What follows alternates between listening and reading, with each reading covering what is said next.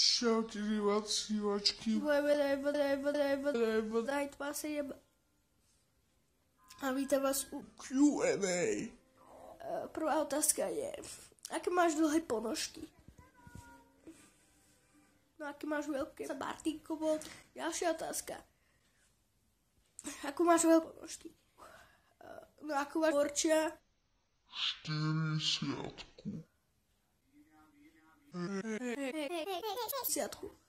Ďalšia. Máš nejaké domáce zviera?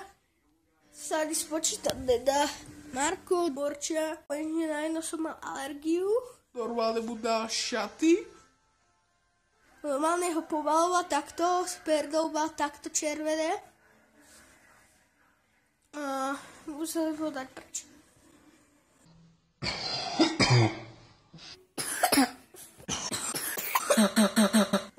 A ďalej.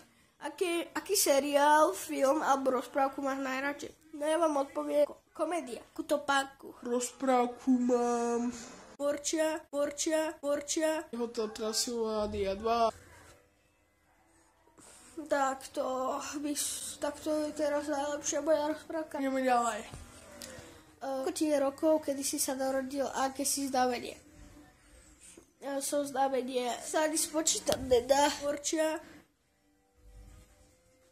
Narodil som sa 42 alebo až sa ani spočítať nedá. A mám 45 rokov.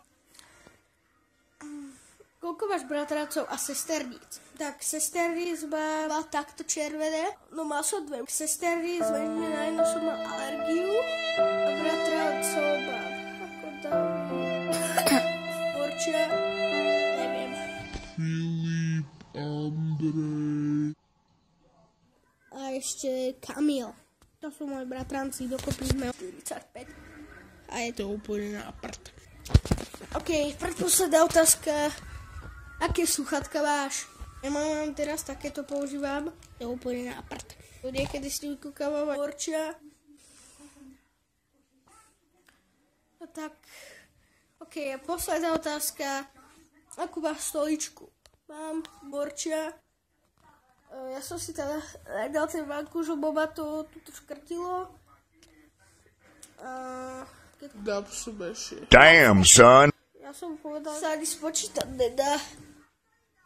Alebo tak to bude. Všetko z Q&A.